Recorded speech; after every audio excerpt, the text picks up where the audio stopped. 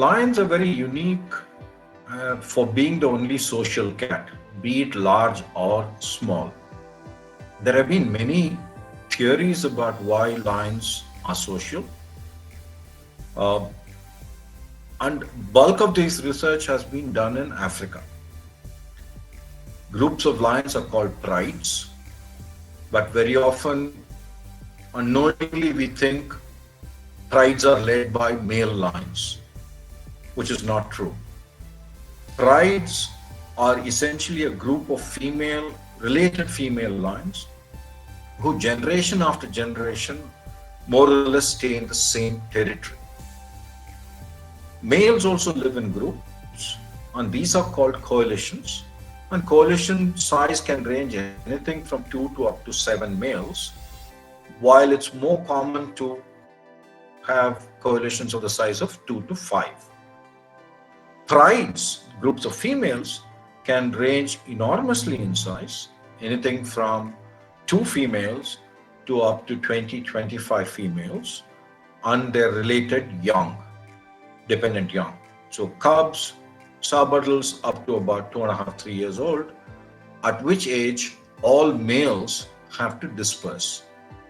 Most female young, as they grow older, continue to stay in the pride's territory. There is a third group of lions, and these are called nomads. These could be females leaving their natal pride, the pride in which they were born, which is unusual. But more commonly, it would be males who, at the age of about 2.5, 3 years old, have to leave the pride and then spend a year or more trying to obtain territory, and that's their nomadic phase of life. Prides can vary in size, not just across prides, but also within prides, in the sense that let's assume we have a pride of 20 animals. It's quite unusual to see all the 20 animals together every day.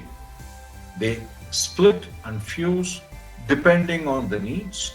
If they are hunting, if they are resting, if there are females with young cubs, they need to suckle, and so on and so forth. And typically in a pride, adult females synchronize their cycling and hence mating and giving birth. And they form a creche of young cubs so that one or more females can stay back to suckle them while the rest of the pride can go on to hunt. The basic theories around sociality in lions is it better hunting strategy, defense of food, in the sense that if you hunt and you bring a prey down, what about other predators? Especially in Africa, you have large packs of spotted hyenas, occasionally wild dogs, which could come and steal the kill. Also, it is being talked about the ability to defend young cubs from other predators. But increasingly, research is pointing to the fact that it's about quality of habitat. It's the quality and heterogeneity of habitat that prides need to defend. And that seems to be primarily driving the urge to stay social. Obviously, effectiveness of hunting, defense of food, defense of young are all benefits that can be got out of sociality, but the driving force seems to be the defense of territory. And invariably, what we find with territory is that habitats which have rivers, especially if there are confluences of rivers, that is riverine habitat and surrounding forests and grasslands and savanna, tend to become the main area, especially in the drier parts of the lion habitat. And this would also be applicable to deer forest, the only habitat now that we have lions in Asia. I'm not so sure that once we get into wetter habitats, like the lion habitats of Central and West Africa, whether the same driving force of water and prey concentration would drive sociality. It is also known that in denser habitats, lion prides tend to be of smaller size.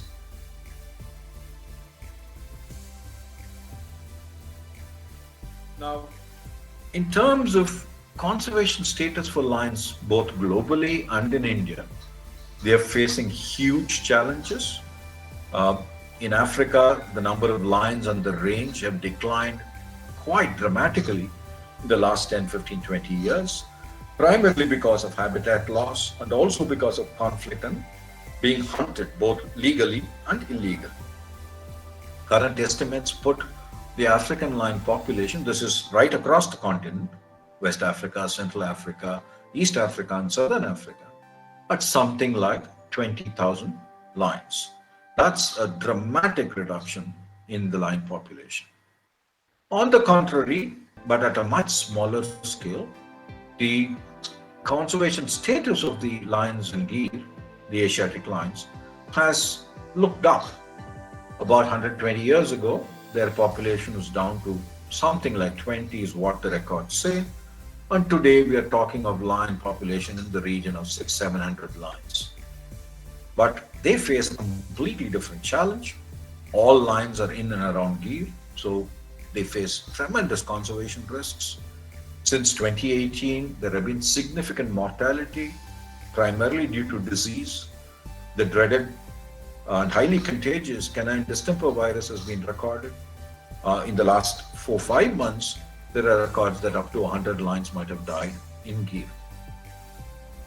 With increasing population, more and more lions are living in human-dominated habitats, and we all know that in the Indian rural landscape, neither livestock nor dogs get vaccinated, and hence the chances of them passing on infectious diseases are still very, very high. So in India, we really need to find a way to manage our success, and there is, for several years now, a long-standing order of the Supreme Court to translocate lions to establish a second free-ranging population. While we've done tremendously well in recovering the lion population to its current status, I don't think in the last 10, 15 years we've quite done as well in terms of managing that success, in terms of regular monitoring of wildlife health, in terms of implementing the translocation programs, are all clear lacunas in our management. And the disease risk is always there, and in the last couple of years we've seen that, and we cannot afford to be complacent about it because we are then sitting on a ticking time bomb.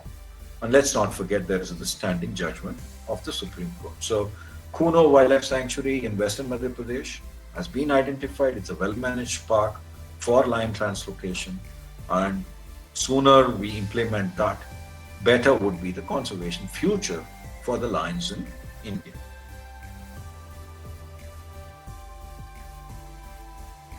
Now, lions have typically lived with leopards.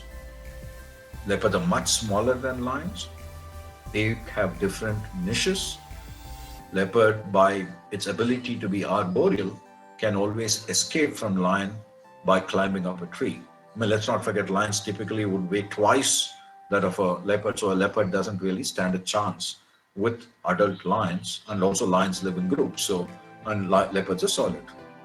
So the leopard has developed this ability to climb trees, not only to be safe from lions, but also to move its skill up trees so that it can feed and it doesn't have to lose its skill to lions. In India, lions have had large distribution through much of western, northern, central India. And till about 1850s, 1860s, lions and tigers would have had overlapping distribution. We can only say this from reconstructed shikar or hunting records. People have hunted lions and tigers on the same day. In those days, you have to move on horseback. So typically, how much can you move in a single day? My ecological understanding of this is that we all know landscapes are heterogeneous. You have varying habitats, undulating habitat, and you will have flatter regions with tend to be drier, more open grasslands, while the more undulating and wetter parts would hold denser habitats, denser vegetation. So our thinking is that the more open habitats would have favored the lions, and the more undulating and denser habitats would have favored the tigers. So when we talk of overlapping distribution, we mean it at the landscape level, but not necessarily at each site-specific level. They would have had interactions. We don't know the nature of those interactions other than the fact those would have been aggressive, because you today see tiger leopard interactions or lion leopard interactions, they are aggressive.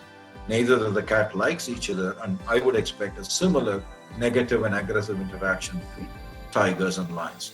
But the general behavior would have been to avoid each other and not get into conflict, because such conflict doesn't benefit any of the individuals.